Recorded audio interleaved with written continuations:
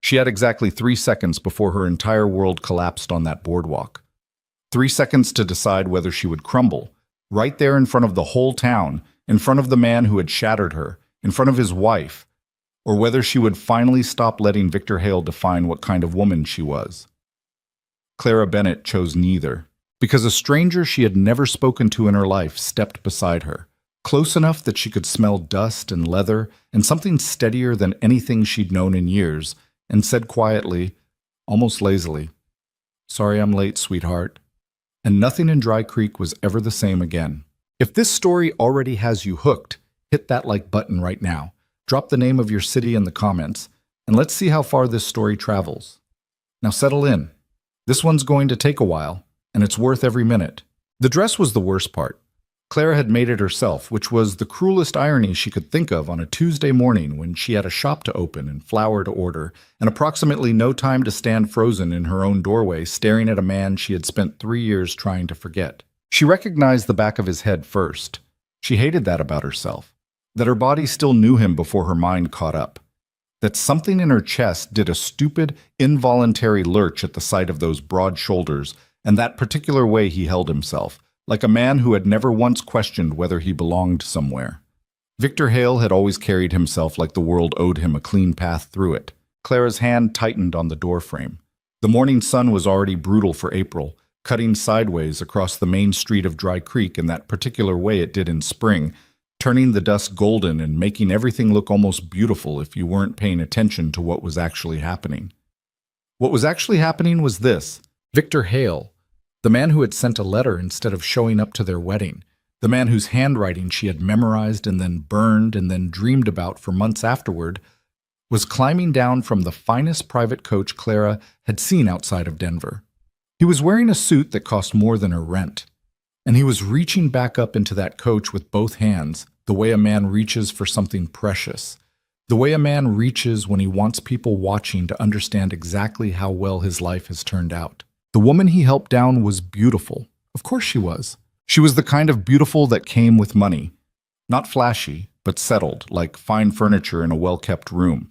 Dark hair pinned perfectly, a traveling dress that had somehow survived the journey from wherever they'd come from without acquiring a single wrinkle. She laughed at something Victor said, one gloved hand resting on his arm, and the laugh was light and practiced and landed in Clara's chest like a stone dropped into still water. Clara realized she had stopped breathing. She also realized in the same terrible moment that she was still standing in the doorway of her shop. Bennett's Fine Sewing and Alterations, the sign read, in letters she had painted herself, and that 3 years of building herself back up were currently doing absolutely nothing to protect her from the way her knees had gone soft. "Move," she told herself. "Go back inside. Close the door. You don't have to do this today."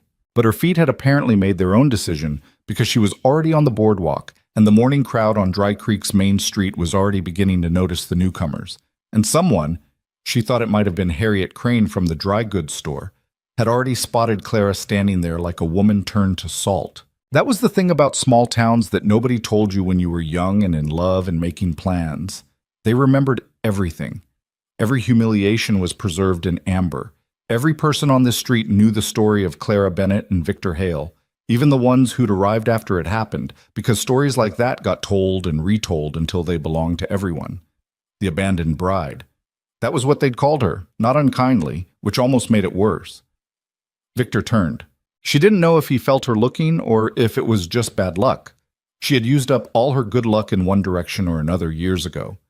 But he turned, and their eyes met, and she watched his face go through 4 or 5 things in rapid succession before it settled on something that looked almost like guilt, but was probably just surprise. "Clara," he said. She heard it across 12 feet of dusty street and the general morning noise of a town waking up. She heard it the way you hear your own name in a crowded room, sharp and specific, cutting through everything else. His wife turned to look at whatever had caught her husband's attention. Clara's face was doing something. She didn't know what. She had no control over it. 3 years of discipline and quiet mornings, and telling herself she was fine, she was better off. She had survived it. And now her face was doing something she couldn't manage in front of 40 witnesses, and the man who had decided she wasn't worth showing up for. She thought, I will not cry. I will absolutely not cry on this boardwalk in front of this man. She thought, I don't know if I can walk away without my legs giving out. She thought, please, please, someone, anything. Otam. She didn't hear him approach. That was the first thing she'd noticed later, lying awake and replaying it, that she hadn't heard him at all. One moment she was standing alone with the entire weight of Dry Creek's collective memory pressing down on her shoulders, and the next moment there was someone beside her, not crowding her, not touching her, just there. Standing at a slight angle, the way a man stands when he's positioned himself between something and something else without making a performance of it. He was tall. She registered that first, tall and lean in the way of men who worked outdoors, the kind of lean that comes from actual labor rather than vanity. His hat was dusty, and his boots were dustier, and he was carrying a coil of rope over one shoulder like he'd been interrupted mid-task, which, she would learn later, he had been. He didn't look at her right away. He looked at Victor, and then, without any particular change in his expression, he said, quietly, almost conversationally, like he was finishing a sentence he'd started somewhere else, Sorry I'm late, sweetheart. Claire's brain stopped. Victor's face changed. The man beside her, this stranger, this person whose name she did not know, shifted just slightly, just enough that his shoulder was a half-inch closer to hers, and finally glanced at her. His eyes were dark, the color of creek water in shade, and they held a question that his face was doing its level best not to show. Work with me, those eyes said. Or don't. But I'm here either way. Clara had approximately 1 second to make a decision. She said, You're always late. Her voice came out steadier than she had any right to expect. Something moved across the stranger's face. Not quite a smile, but something in that direction, something private. Can't argue with that, he said. Victor was staring. His wife was looking between them with the polite, faintly curious expression of someone at a dinner party who suspects the conversation has shifted into territory she doesn't have full context for. And Clara, who had been abandoned and pitied and quietly surviving for 3 years in this town, straightened her spine one vertebra at a time and looked directly at Victor Hale for the first time in 36 months. Victor, she said, and she was proud of how flat it came out. Not cold, not hostile, flat, the way you say the name of something that stopped mattering. I didn't know you were coming through Dry Creek. He cleared his throat. We're relocating. Business opportunities. He seemed to remember himself, gestured to the woman beside him. This is my wife, Eleanor. Congratulations, Clara said. She meant it to come out neutral. She wasn't sure it did. But Eleanor smiled and said something gracious about what a charming town it was, and Victor's eyes kept moving between Clara and the man standing beside her, and Clara could see the question forming, the question he absolutely did not have the right to ask. The stranger answered it anyway. Levi Cross, he said, not offering his hand across the distance, just naming himself the way men named themselves in frontier towns, plainly, without decoration. Miss Bennett's been kind enough to put up with me. Miss Bennett. Not my girl or my sweetheart, just Miss Bennett, with a respect in it that Clara felt in a part of her chest she'd thought had gone numb. I see, Victor said, and the two words were doing a lot of work that they weren't quite managing. Good to meet you, Levi said in a tone that meant nothing of the kind. Then to Clara, I was heading to the feed store. You need anything while I'm down there? It was such an ordinary question. Such a devastatingly, perfectly ordinary question. The kind of question that implied a life together, implied mornings, implied 1,000 small tasks divided between two people who had decided to make something together. Clara almost lost it right there. She kept her voice even. The feed store's fine. I've got the shop to open. I'll check back later, he said. He nodded, not quite to Victor, not quite away from him, and walked off down the boardwalk with that easy, unhurried stride, the coil of rope still over his shoulder, like none of this had cost him anything at all. Clara opened her shop. She unlocked the door, arranged the bolts of fabric she'd had delivered yesterday, set up her sewing table, and tried to remember how to breathe normally. Her hands were not entirely steady, but they were working, and working was what she knew how to do when everything else was collapsing. The bell above the door rang 40 minutes later. She expected a customer. She got Ruth Alderman, her closest friend in Dry Creek, who had the expression of a woman who had already collected every available piece of information and was barely containing herself. Clara Elizabeth Bennett, Ruth said, closing the door behind her with great deliberateness. Don't, Clara said. Who is he? I don't know. Ruth stared. You don't know? I'd never spoken to him before this morning. Clara kept her eyes on the seam she was pinning. Her fingers were steadier now that she had something to do. He just stepped in. He just stepped in, Ruth repeated slowly. A man you've never spoken to in your life just stepped in and pretended to be courting you in front of Victor Hale and his entire face. That's what happened. Clara, I know. Do you know who he is, where he came from, Ruth. Clara set down her pins and looked up. I genuinely know nothing about him except his name and the fact that he apparently works near a feed store. Ruth sat down in the chair Clara kept for customers and looked at her with the expression of someone reassembling their understanding of the universe. His name. Levi Cross. Something shifted in Ruth's face. Levi Cross. She said it again, slower. The one that's been working out at the Harmon Ranch the last few months? Clara shook her head. She didn't track ranch hands. She had a shop to run. People say he's good with horses, Ruth said, in the tone of someone offering a character reference under unusual circumstances. Very good. Like unsettlingly good. Like he understands something about them that other men don't. Ruth, I'm just saying, he could be worse. She paused. Also, he's not hard to look at, which, given what just walked back into town, is probably… Ruth, I'm done. She wasn't done. Does Victor know it wasn't real? Clara thought about Levi's voice. Sorry I'm late, sweetheart. And Victor's face, and the way something had rearranged itself in the air between all of them in those few seconds on the boardwalk. I don't know what Victor knows, she said, and I don't particularly care.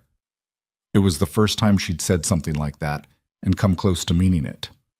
But Levi Cross came back at noon. Clara heard the bell and looked up expecting anyone else. And there he was, ducking slightly under the doorframe, not because he had to, but from some old habit, the kind men develop when they've spent years in structures that weren't built to their height. He was carrying 2 paper-wrapped packages from the bakery down the street.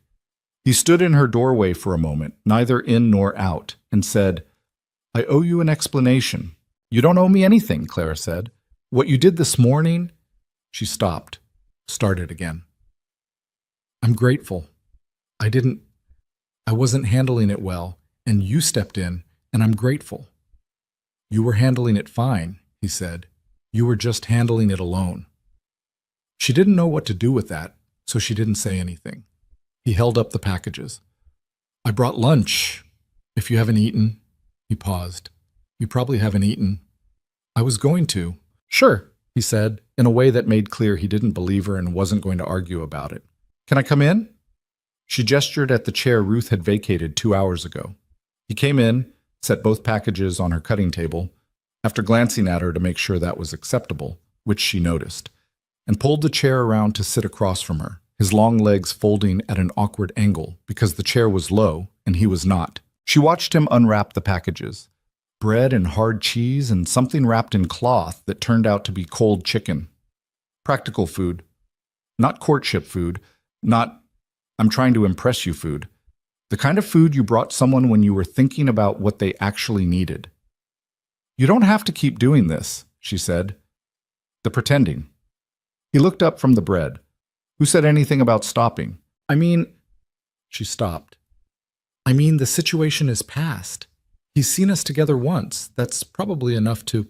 Is it? Levi said. He wasn't challenging her. He said it the way someone says, I wonder, genuinely curious, leaving the answer to her. Clara thought about Victor's face when she'd said she was fine, the way he'd looked between them, the thing in his eyes that had been unmistakably jealousy, which was a thing he had absolutely no right to, and which she had also absolutely seen. He'll be around, she said. If he's relocating here. That's what I figured too. This is going to get complicated. Most things do, he said, and tore off a piece of bread, and held it across the table to her. Clara had come to Dry Creek 6 years ago with her mother, who died 2 years later, and Victor Hale, who came through on business and stayed long enough to make her believe he was going to stay forever. He hadn't been cruel about it. That was almost the worst part. If he'd been cruel, she could have hated him cleanly. Instead, he'd been charming and attentive, and then gradually less present in ways she'd told herself were just the demands of his business. And then one morning, 3 days before their wedding, she'd found the letter.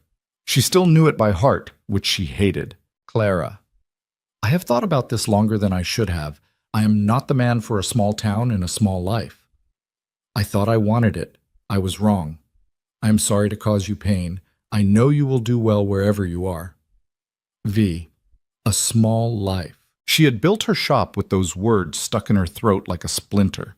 Every piece of work she'd done, every altered wedding dress and mended coat and custom-made shirt, she'd done with those words somewhere in her chest, simultaneously trying to prove them wrong and terrified they were right. 3 years. She had a business that turned a modest profit, a reputation for quality work, and a life that was hers even if it was sometimes very quiet, and sometimes, late at night, felt like a sentence rather than a choice. And now Victor Hale was back in Dry Creek, with his wife, with his settled money and his proof that he'd been right. He'd gone on to a larger life and done exactly fine. And Clara had a stranger who brought her practical lunches and asked with his eyes before he sat down. "Can I ask you something?" Clara said. They were halfway through lunch. The shop was quiet. Most people came in the mornings or late afternoons. Levi had asked about her work, and she'd been surprised by the specificity of his questions. He wasn't making conversation. He actually wanted to know how you matched a seam on a printed fabric, how you decided on a dart placement, what it meant when a customer told you they wanted something comfortable but still special. "Go ahead," he said. "Why did you do it? This morning?" He chewed his bread, thinking. She got the impression he was a man who didn't answer questions before he was ready to answer them. "I saw his face when he looked at you," he finally said, "and then I saw yours." Clara said nothing. "Man comes back to a town where he left someone," Levi said, "with his new wife on his arm, expecting to watch the person he left fall apart. That's not a man I feel like making things easy for." "That's a lot to read from a face." "Maybe." He didn't seem troubled by this. "But I've spent a lot of years reading people fast because you have to, out in the territories. You get good at it." He looked at her steadily. "And I wasn't wrong, was I?" It wasn't quite a question. She didn't quite answer it. "I don't need saving," she said instead. "I know that.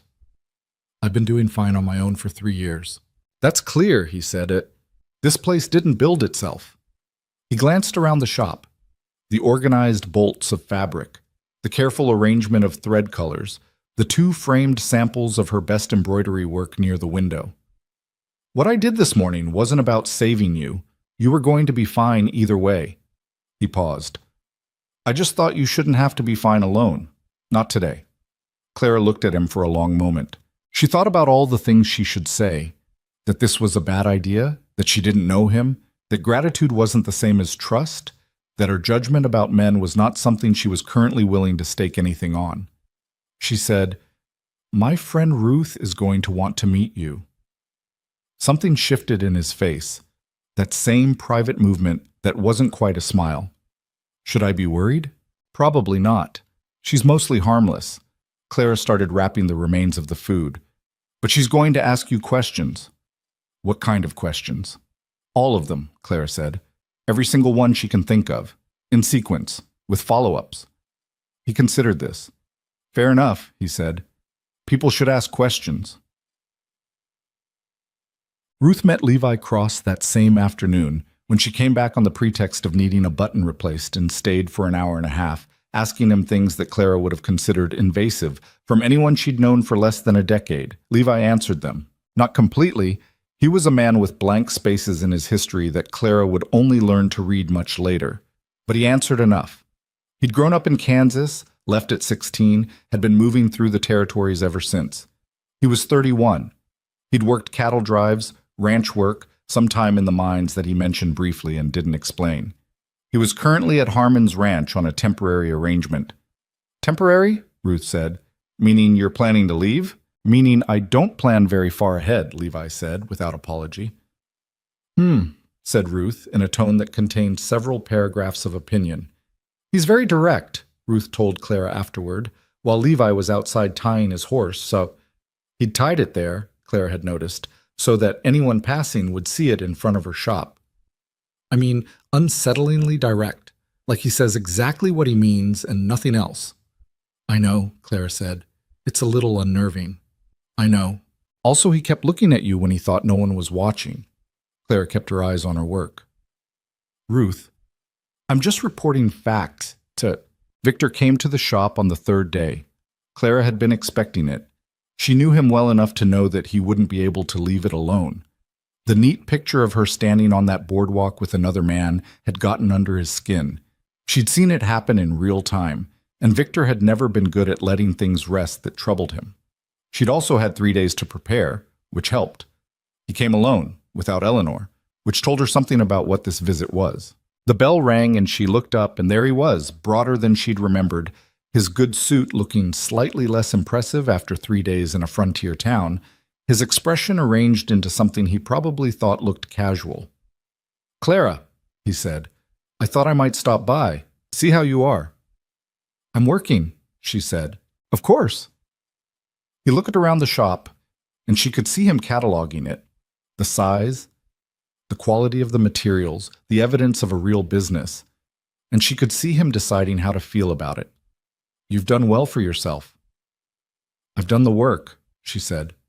What can I help you with, Victor? He picked up a bolt of blue fabric from the nearest shelf, turned it over in his hands in the way of someone who needed something to do with them. I wanted to apologize, he said, for the way things ended. It's been on my mind. It's been 3 years. I know. The apology had quite a bit of time to find me before now. He put the fabric down. The casual arrangement of his face was slipping slightly. You're angry. I'm not angry, Clara said, and was surprised to find it was mostly true. I was angry for a long time. Now I'm busy. Is there something specific you needed from the shop, or... I wanted to understand, Victor said, what's going on with you and Cross? There it was. Clara set down her work and looked at him directly. She gave herself credit for keeping her voice even. I don't see how that concerns you. Do you know anything about him? Where he comes from? Men like that, they drift, Clara. They don't... Men like what? She said. He paused. Drifters, ranch hands, men with no money, you mean. The silence that followed was informative. That's not what Victor. She kept her voice level. You left. You made your choice. You wrote me a letter. Do you remember what it said? Small town, small life. Those were your words. She picked up her work again. I've made my life here. It suits me fine, and what I do with it now is mine, not yours. I just want to make sure I'm well, she said. I'm genuinely, truly well, and I think you should probably go. He stood for a moment longer, rearranging his face into something that might have been dignity, and then the bell rang again and he went. Clara sat for a long time after, her hands still, listening to the street sounds filter in through the walls. She felt, surprisingly, almost nothing about him. That was new. That was, she thought, perhaps the most useful thing Levi Cross had accidentally given her. Not the moment on the boardwalk, not the protection of his presence, but this. Standing in her own shop 3 days later, watching Victor Hale fill a doorway, and discovering that the wound she'd been tending for 3 years had, somewhere in the last 72 hours, quietly closed. Not healed. She wasn't going to lie to herself about that, but closed, finally, in a way that would let her walk without favoring it. Well, she told Levi about it that evening.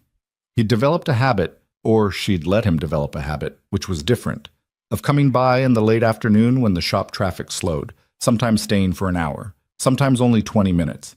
He'd fix something that needed fixing if there was anything to fix, or he'd sit in that low chair with his long legs at their difficult angle and talk with her about nothing in particular. She'd started keeping the coffee warm. He asked about you, she told him. Levi was examining a loose hinge on her shutters. He didn't turn around. What did you tell him? That it wasn't his business. Good answer. He worked the hinge, testing it. How'd it feel? Seeing him? Clara thought about it honestly, the way she'd started to think about things since he'd started asking questions that deserved honest answers.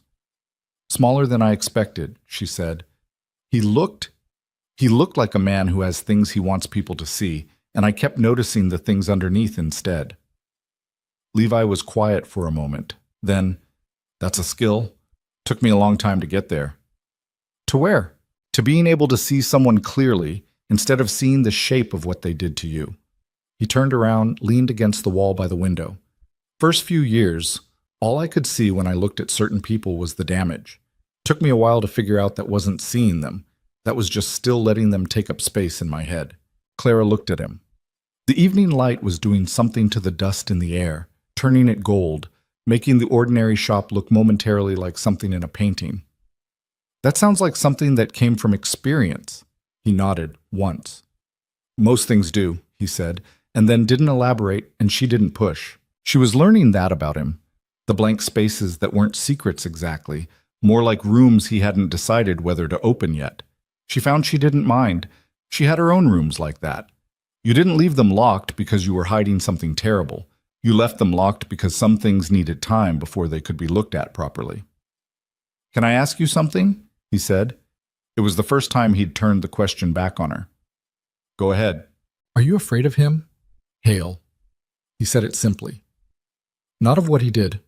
I mean, is he dangerous?" She thought about it. "No," she said. "He's selfish and probably vain, and I think my being visibly fine is genuinely bothering him. But dangerous? No." She paused. "Why?" "Just wanted to know what I was looking at," Levi said. She studied him. In the 3 days she'd known him, 4 counting the boardwalk, she'd started to develop a rough map of how he worked. He was economical with his words, and not, she thought, because he was a naturally quiet person, but because somewhere along the way he'd decided that speaking without purpose was a kind of waste he didn't want to make. When he said something, he meant it. When he asked something, he needed the answer. "What are you looking at?" she said. He met her eyes. "A man who lost something good," he said, and came back to check if he could still have it. "And a woman who's worth more than he ever understood." He pushed off the wall. "The first kind is either dangerous or annoying, depending on how much self-awareness they've managed to develop. Based on what you're telling me, he's annoying." He picked up his hat. "Good to know." He headed for the doors. "Levi," she said. He stopped. "Thank you," she said. "For all of it. The last few days." He was quiet for a moment, his hand on the door frame, not quite looking at her, and not quite looking away. "Miss Bennett," he said finally. "I haven't done anything yet." And then he was gone. And she sat in her shop with the evening light going slowly gray around her, and she thought about what yet meant, and whether she should be more frightened than she was, and concluded after some time that she wasn't frightened at all. That was either wisdom or disaster in the making. She supposed she'd find out which. The town had opinions, naturally. Dry Creek was a working frontier town, not a gossip mill. Except that every frontier town was, underneath the work, a gossip mill, because people living hard lives in close proximity have always needed something to talk about that wasn't the hardship. Clara and Levi became something to talk about. She heard it in the careful way people phrased things when they came into the shop. "I heard you've been keeping company." That one, from Martha Good, delivered with a raised eyebrow and a tone that could have meant approval or warning, and probably meant both. That cowboy from the Harmon place seemed steady. That one from old Mr. Pruitt, who came in once a week to have his shirt seen to, and had opinions about everything but kept most of them to himself, which made the ones he shared feel significant. "The whole town's talking," Ruth reported, as she frequently did, having apparently appointed herself Clara's intelligence service. "I know," Clara said. "Some of it's kind." "And the rest?" Ruth considered. "Careful. People like you here, Clara. They want this to be, they want to believe it, I think. But they also remember what happened, and they're watching." "Watching for what?" "Whether you're going to get hurt again," Ruth said simply. "They're watching because they care. Even the nosy ones." Clara pinned a hem. "And Victor?" "Victor Hale's been very visible," Ruth said. "He's opened an account at the bank. He's having dinner with the mayor tomorrow. and he has told anyone who will listen that he and his wife are planning to make a real go of it here in Dry Creek. She paused. He has also, I've been told, asked several people about Levi Cross. Clara's hands stilled. What kind of asking? The kind where you're pretending you're just curious, Ruth said. Where he's from, what he does, how long he's been here. The usual questions you ask when you're trying to find something wrong with someone. Clara felt something cold move through her. Tell me if you hear what he finds, she said. That the first real confrontation didn't come from Victor. It came from 3 men on a Saturday night outside the Dry Creek Saloon, and it came for Levi. Clara heard about it Sunday morning from Ruth, who'd heard from Tom Carver, who'd been there. 2 of the men were Gideon Walsh and his brother Pete, ranchers who'd been in Dry Creek longer than almost anyone, and had decided, in the way of men who've been somewhere long enough to feel like they own it, that the sudden appearance of a mysterious drifter being welcomed into the life of Dry Creek's most respected businesswoman was something that required addressing. It had not been addressed diplomatically. They jumped him, Clara said. 3 against 1, Ruth said. Outside the saloon. Tom said it started with words, and then Walsh threw the first punch. Clara put down her coffee. Is he... He's fine, Ruth said it quickly, reading her face. That's the thing. That's what Tom kept saying. Like, he's fine, as in remarkably fine, considering. She paused. Tom said he took the first hit without going down, and then he just stopped the fight. Stopped it how? That's what nobody can quite explain. Tom said it wasn't like he fought them off. He got hold of Walsh's arm, and he said something to him, and Walsh stopped. And then his brother stopped. And then the third man. Ruth shook her head. Tom said he's never seen anything like it. 3 men, liquored up, ready for a real fight, and this cowboy just quieted them down. Clara thought about Levi in her shop, working the loose hinge. His hands, how precise they were. The economy of how he moved, how he used exactly the effort required, and no more. Is he hurt? She said. Split lip, maybe a bruised rib. He walked home upright. Ruth looked at her. He didn't come tell you. No. Ruth was quiet for a moment. He didn't want to worry you. He should have. Clara stopped. I should hear these things. Yes, Ruth said mildly. You should. It bugs. She went to find him. He was at the Harmon Ranch, in the paddock near the barn, working with a young horse that clearly didn't want to be worked with. Clara watched from the fence for a moment before she realized she'd walked 3/4 of a mile faster than she'd thought she was walking, and that her feelings about the situation were considerably more defined than she'd been acknowledging. Levi noticed her at the fence and said something to the horse in a low voice she couldn't hear, and the horse settled with a kind of reluctant trust that Clara recognized, and then he came to the fence. He had in fact a split lip, slightly swollen, and the careful way he held himself as he walked told her the rib was real too. You should have told me, she said. He leaned on the fence. It wasn't anything that needed telling. 3 men jumped you, and it ended without anyone going to the doctor, he said, which means it was a Tuesday-level problem, not a real one. You have a split lip. I've had worse. He said it plainly, without self-pity. Clara, don't, she said. Don't explain away something that happened because of me, because of this situation. She gripped the fence rail. If people are coming after you because of what we've been doing, nobody came after me because of you, Levi said. His voice was even, but there was something firm in it. Men like Walsh don't need a real reason. They need an excuse. I was the excuse.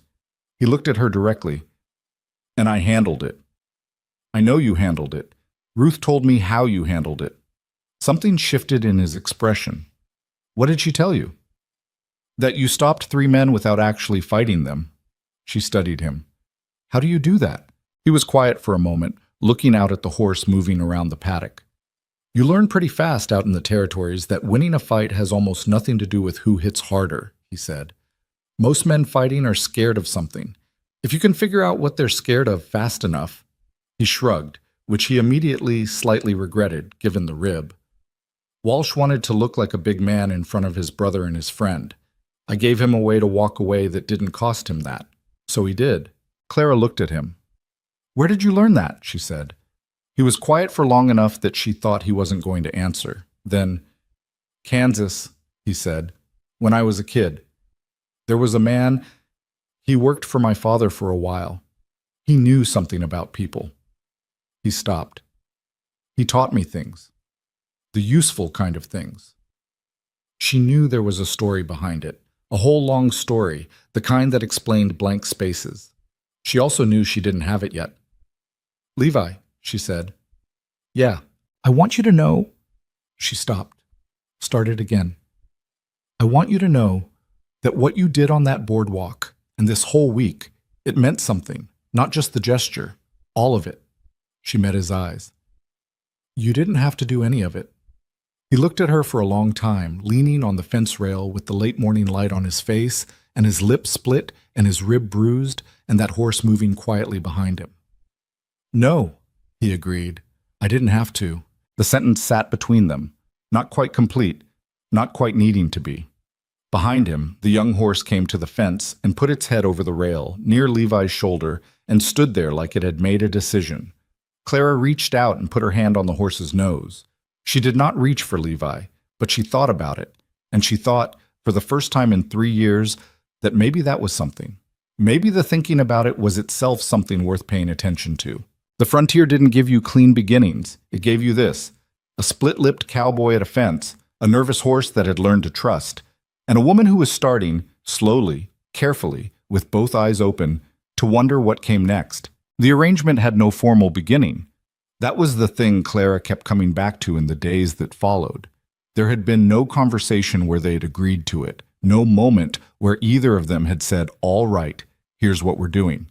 It had simply accumulated, the way weather accumulates, one unremarkable day at a time, until you look up and realize the season has changed. Levi came by the shop most afternoons. Clara started leaving the side door unlocked after 4 o'clock. He'd fix things. There was always something in an old building that needed fixing. Or he'd sit with his coffee and his long legs and his questions about her work, and she'd talk, and he'd listen in the particular way he had of listening, like what you were saying was the only thing happening in his world right now. She was not accustomed to being listened to that way. It took some getting used to. The town watched, and the town talked, and the town gradually began to accept the picture as real because the picture was being presented consistently and because, Clara suspected, people wanted a good story, and this one was shaping up to be one. What they didn't know, what nobody knew except Ruth, who had been told in strict confidence and had kept it, which was either a testament to her loyalty or evidence that she was collecting it for later, was that Clara still didn't entirely know what she and Levi Cross were to each other. She knew what they were pretending to be. She was less certain about the rest. She thought about this on a Wednesday evening in late April, sitting at her sewing table after he'd gone, running a seam through the machine without really seeing it. The shop was quiet. The street outside had settled into its end-of-day sounds: horses, distant voices, the particular creak of the saloon door 2 blocks down that she'd learned to identify by sound alone. She sat in her ordinary life, and she tried to be honest with herself in the way she'd gotten better at lately, and what she was honest about was this: she looked forward to 4 o'clock. She looked forward to it in a way that was beginning to be inconvenient. That was the first time she admitted it, even just to herself. She did not do anything about it. She was a practical woman and a cautious one, and she knew the difference between gratitude and something more complicated, even when the line between them was getting difficult to locate. Levi, for his part, said nothing that would have required her to respond to it. He was careful that way. She'd noticed it without entirely understanding it. He kept a precise and respectful distance, physical and otherwise. He didn't push. He didn't presume. He showed up and was present and useful and sometimes funny, in a dry, understated way that caught her off guard. And then he left. Every day he came, and every day he left. And every day that line between gratitude and something else got slightly harder to identify. Ruth noticed, because Ruth noticed everything. "You're not sleeping as well," she said one morning, appearing at the shop door before Clara had unlocked it, which was a habit she'd never managed to break Ruth of. "I sleep fine," Clara said. "You have the look of a woman running arguments in her head at 2 in the morning." "I'm always running arguments in my head. That's called having a business." Ruth let herself in and poured herself coffee from the pot Clara kept on the small stove in the back. The business is doing fine, she said. The business has been doing fine for 2 years. This is a different kind of argument. She sat down. What's stopping you? From what? Ruth gave her a look. Nothing is stopping me from anything, Clara said. There's nothing to be stopped from. We have an arrangement that works for both of us. It's practical. Clara. Ruth. You smiled 3 times yesterday when he wasn't looking, Ruth said. I counted. Clara opened the shop ledger. I smile at many things. Not like that, you don't. Ruth wrapped both hands around her coffee cup. He's a good man. The Walsh situation, the way he handled that, there aren't many men in this territory who'd manage that without their pride getting in the way. You know that. I know that. And he's steady. He's been steady all month, which I know you've noticed because you notice everything. Ruth, I was engaged to a man I thought I knew for 2 years, and he sent me a letter, Clara said, not looking up from the ledger. Forgive me if I'm not rushing toward the next thing. The shop was quiet for a moment. That's fair, Ruth said without any of her usual energy. That's completely fair. She set down her cup. I just don't want you to let being careful turn into staying still. Clara looked up then. Ruth was watching her with the expression she got sometimes. Under all the curiosity and enthusiasm, something genuinely worried, genuinely caring.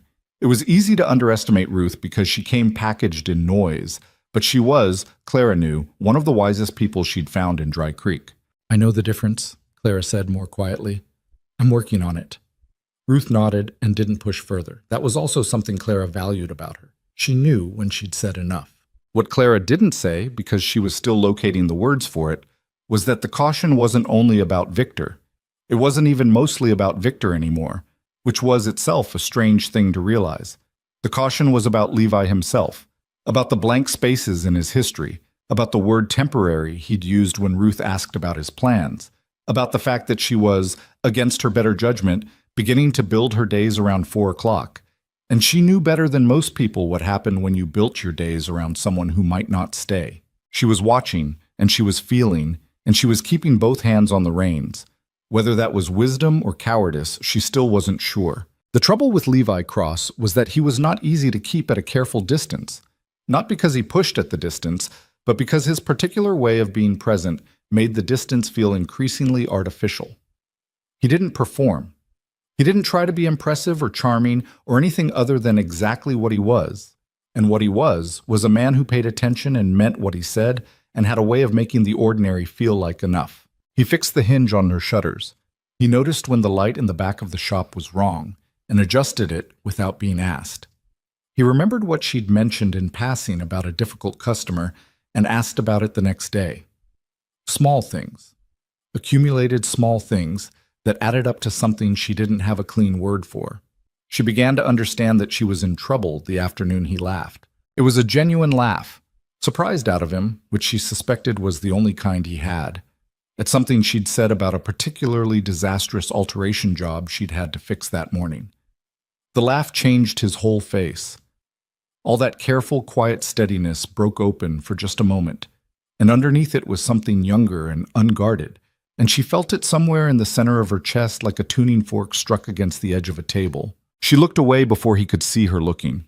She was in trouble. The thing about Victor's presence in Dry Creek, and he was very present, she was learning, in the way of a man making a careful show of his success, was that it had a pressure to it. He was civic and visible, and Eleanor was sweet and gracious, in a way that should have been easy to resent, but wasn't quite, because Eleanor appeared to be a genuinely good person who had simply made the mistake of falling for a man with a specific blind spot about what he actually wanted. Clara felt sorry for Eleanor in a way she hadn't anticipated feeling. Victor himself was a different matter. He'd stopped coming to her shop after that first visit. She thought he'd recognized, with the self-awareness he occasionally demonstrated when it served him, that the territory there was not to his advantage. Instead, he'd begun a slow public campaign of visible success. New business acquaintances, dinners, appropriate appearances at community events. He was constructing himself as a fixture, and he was doing it well, and Clara watched from a slight distance and understood exactly what was happening, and also understood that there was nothing she could do about it except continue to be unbothered. Levi watched too, in his way. He didn't comment much on Victor. That was something else she'd noticed. that he held his judgments lightly and didn't offer them unless asked. When she mentioned Victor's latest visible success, the announcement that he was considering investing in the new mill outside of town, Levi's only response was a short silence, and then, "He's working hard at something." "At being established," Clara said. "At making you notice he's established," Levi said. She thought about that for a moment. "Is there a difference?" "Big one," Levi said. "Man who's secure in what he's built does it because it's the next thing to do. Man who's performing it, he's got an audience in mind." He glanced at her. "And you're the audience."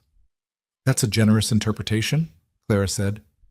"It also assumes he still does," Levi said, flat and certain. "It's all over his face every time he sees you. I'm not saying it because I'm—" He stopped. A small pause, contained and controlled. "I'm saying it because I think you should know he's not going to stop pushing." She looked at him then, and he was looking at her, and there was something in the air between them that had been building for weeks without either of them naming it, and they both let it go unnamed again, and Clara felt the effort of that in her hands. "I know," she said. "I can handle Victor." "I know you can," he said immediately. "I wasn't suggesting otherwise. But you're going to be around anyway." He held her gaze. "If that's all right." It was the first time he'd asked instead of assumed. She understood what it meant, that asking, it meant he'd felt the shift too, that he was acknowledging it without cornering her with it, giving her the room to name it or leave it unnamed, whatever she needed. She said, "That's all right." Something in his face settled, just slightly.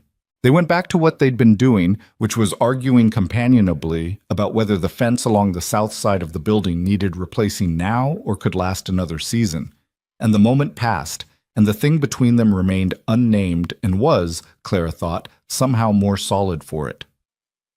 The Saturday it actually broke open was not the day she expected. She'd been at the Aldermans for dinner, Ruth and her husband James, a quiet man who built furniture and had learned to exist peacefully in the eye of his wife's conversational hurricane. And she'd walked home alone because the evening was mild, and she preferred the walk to the company of whoever Ruth would have found to escort her. She was 3 blocks from the shop when she heard her name. She turned, and it was Victor, alone, with no Eleanor in sight and no performance in his posture. He looked, for once, like himself rather than the version of himself he'd been presenting to Dry Creek.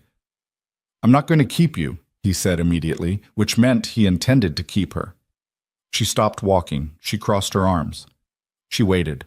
"I need to tell you something," he said, "and I need you to hear it without using it against me, I suppose." He was uncomfortable, and she recognized this Victor, this uncertain one. This was the Victor she'd actually loved. It made her sad and tired in equal measure. "I made a mistake, leaving. I knew it within 6 months, and I didn't do anything about it because I was—" He stopped. "I was too proud to admit it, and by the time I was ready to admit it, Eleanor was—" He stopped again.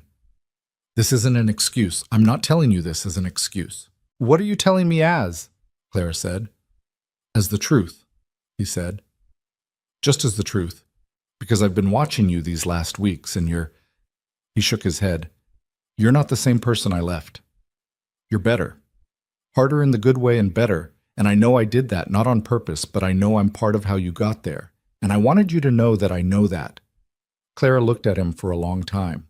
The evening air moved through the street, and a horse shifted somewhere in the dark, and the distant saloon was doing its usual business.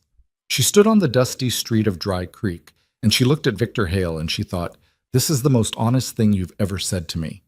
And she also thought, "It's 3 years too late, and it belongs to the wrong woman now." "Thank you," she said, "for saying that." He looked like he'd been expecting something harder.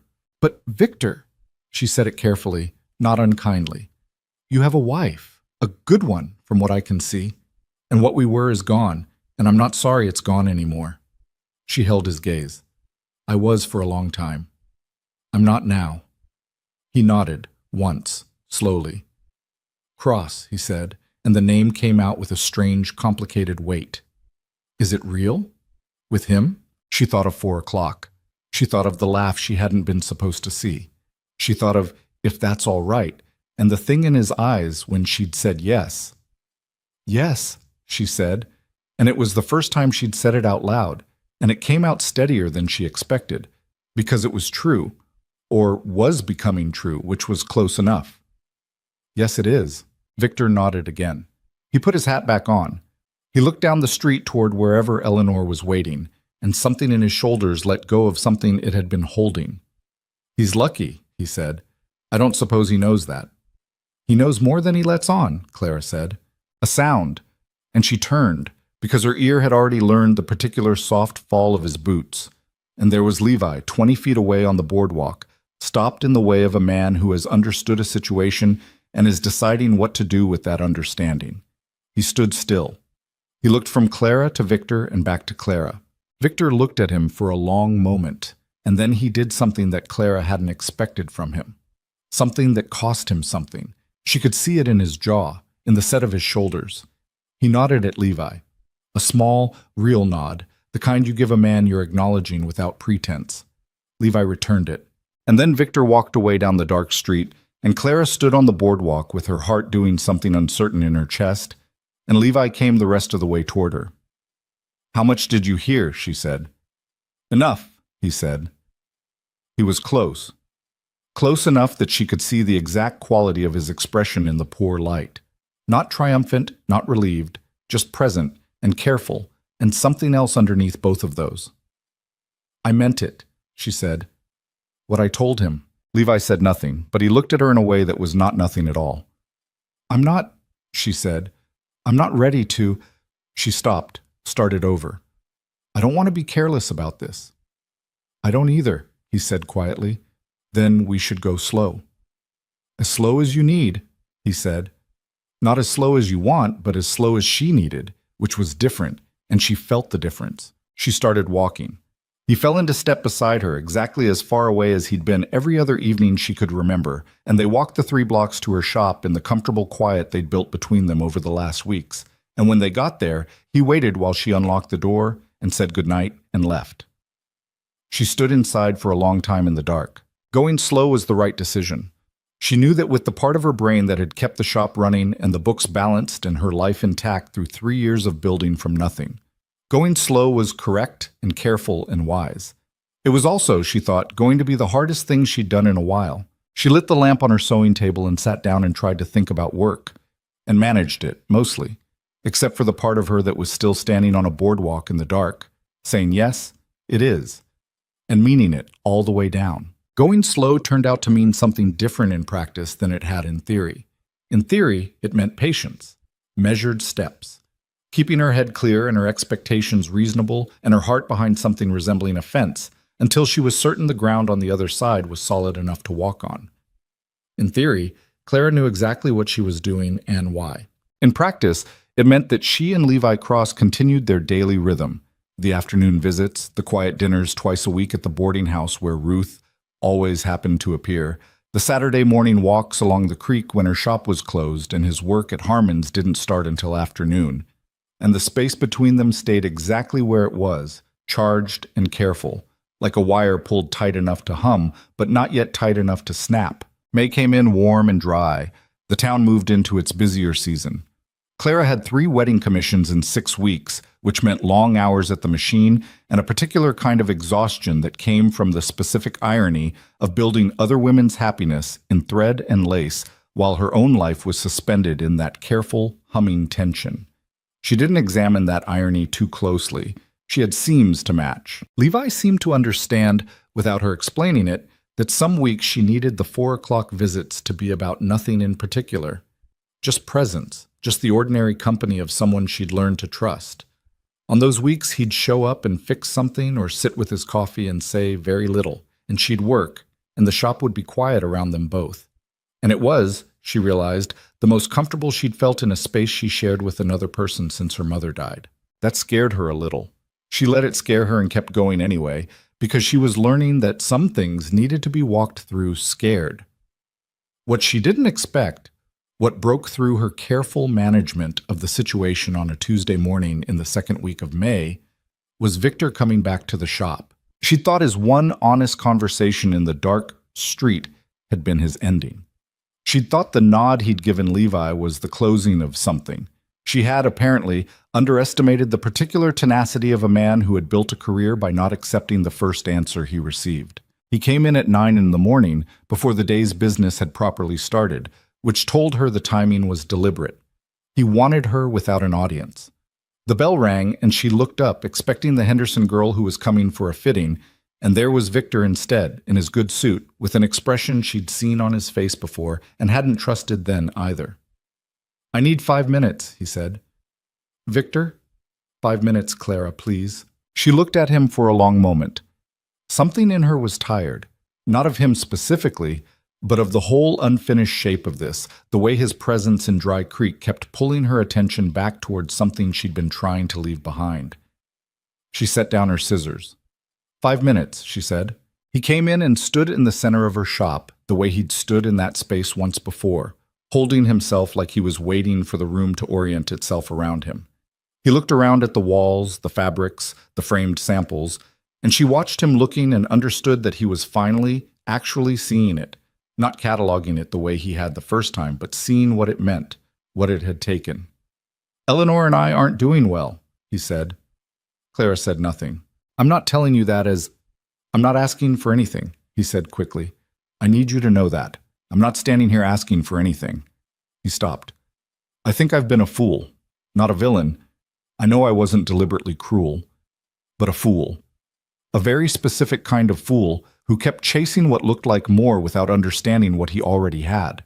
Victor," her voice came out quiet and serious, "whatever is happening between you and Eleanor, that belongs between you and Eleanor. That's not mine. I know that. Then why are you here?" He was quiet for a moment. When he spoke, his voice had changed, lower, stripped of the performance she'd grown accustomed to from him in these weeks. "Because I needed to say it to you directly, that I understand now what I threw away, that leaving you was..." He stopped. "It was the worst decision I've ever made, and I've made plenty of bad ones, so that's saying something." Clara felt something move through her, not the knife-sharp pain she would have expected a year ago, but something quieter, a grief that had already done most of its work and was near its end. She felt sorry for him, which wasn't the same as forgiving him, though she thought she was somewhere in that direction too. "I appreciate you saying that," she said. "I mean that." Something flickered in his face, hope, maybe, or the beginning of it. "But Victor," she held his gaze steady, "I have spent 3 years building something here. My shop, my reputation, my life. I built it while I was in pain, and I built it anyway, and it's mine." She paused. "And I'm not the same woman you left. You said so yourself, which means you're not in love with who I am now. You're in love with the idea of getting back what you gave up. Those aren't the same thing." His jaw tightened. She could see him processing it, deciding whether to argue. "And I love Levi Cross," she said. The words came out before she'd finished deciding to say them. She heard them land in the quiet shop and felt their truth and their weight simultaneously, the way you feel the truth of something sometimes only in the saying of it out loud for the first time. Victor went very still. The shop was quiet enough that she could hear the street outside, the ordinary sounds of Dry Creek's morning, a wagon, 2 men arguing about something distant, a dog, and inside just her own breathing and Victor's, and the truth she'd just spoken sitting between them like something solid. "He's a drifter, Clara," Victor said, and his voice had changed again, harder now, a familiar hardness she recognized as the thing underneath the charm when the charm wasn't working. "He's got nothing. No land? No money? No, she said. He stopped. "Don't do that," she said, and she felt something rise in her chest that had been there for 3 years, banked down and carefully managed. And she let it rise now because she was finally done managing it around him. "Don't stand in my shop. In my shop, Victor, that I built from nothing, that I built while you were building your larger life. And tell me what a man is worth by how much he owns." She could hear her own voice shaking slightly, and she didn't stop it. "You left me in a letter, 4 sentences. 3 years ago, you decided a letter was enough for what we had, and I spent 2 years believing that said something about my worth rather than yours." Victor opened his mouth. "I'm not finished," she said. He closed it. "Levi Cross walked up to me on a boardwalk when I was about to fall apart, and he stood beside me, and he asked for nothing, and he has kept asking for nothing since. and he is the steadiest, most decent man I have met in this territory or anywhere else." Her hands were shaking slightly now, and she pressed them flat on the cutting table. "And yes, he doesn't have your money, or your suit, or your connections. What he has is the kind of character that money doesn't build. The kind you either have, or you don't." She stopped, breathed. "I want you to have a good life," she said, quieter now, the heat in her voice settling into something more tired. "I genuinely do. I want you to be honest with Eleanor and fair to her and to be the man she deserves. But you are not going to stand here and tell me to choose differently." That door closed. Victor stood very still. His face had gone through several things while she was speaking. Defensiveness, anger, something that might have been shame, and had settled on something she didn't have a word for. Not quite dignity, but not nothing either. "He doesn't deserve you," Victor said. It came out quiet, not cruel, almost sad. "Maybe not," Clara said, "but that's between him and me." He looked at her for a long moment. Then he put his hat on, straightened it, and walked out of her shop without another word. The bell rang on his exit and was still. Clara stood at her cutting table with her hands pressed flat and her heart going hard in her chest. She breathed through it. The morning sounds of Dry Creek filtered back in around her. She was shaking slightly, not from fear but from the specific physical aftermath of saying true things you've held too long, the way your body takes a moment to adjust to the new weight of having put something down. She was still standing there when she heard the side door, the one she left unlocked after 4, the one that opened into the alley along the south side of the building.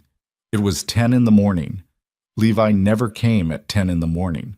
She turned, and there he was in the doorway, and his face told her everything she needed to know about how long he'd been standing on the other side of that wall. "The side door," she said. "I was coming to fix the latch," he said. "It wasn't latching right." She looked at him. "I heard," he said, simply, without apology for it. The shop was very quiet. "All of it?" she said. "Most of it." Clara let out a breath. She pulled the stool out from under the counter and sat down on it, which she almost never did during business hours. And she looked at him standing in the side doorway with his tools in his hand and that carefully held expression on his face. "I meant it," she said. "In case that wasn't—" "I know you meant it," he said.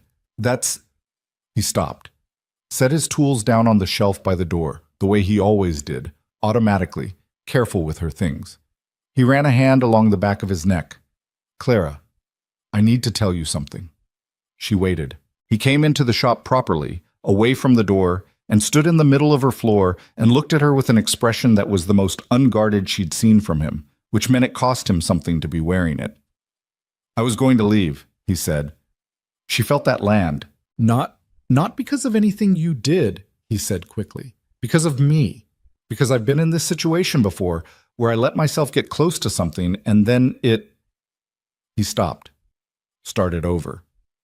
"I'm not good at staying. I've never been in one place long enough to know if I'm good at it. And I've been here 2 months, and I've been telling myself this is temporary, and I know Harmon's got a winter operation up in Wyoming he's asked me to help run, and it was easy to think—" He stopped again. "It was easy to think that going was the right answer." "Was," Clara said. His eyes came to hers. "Standing outside that wall hearing you say what you said," he exhaled. "I can't leave and act like I didn't hear that." "I didn't say it for you to hear," she said. "I said it because it was true." "I know, that's the part that—" He looked at the floor for a moment, then back up. "I've spent 11 years not letting myself want things I couldn't carry.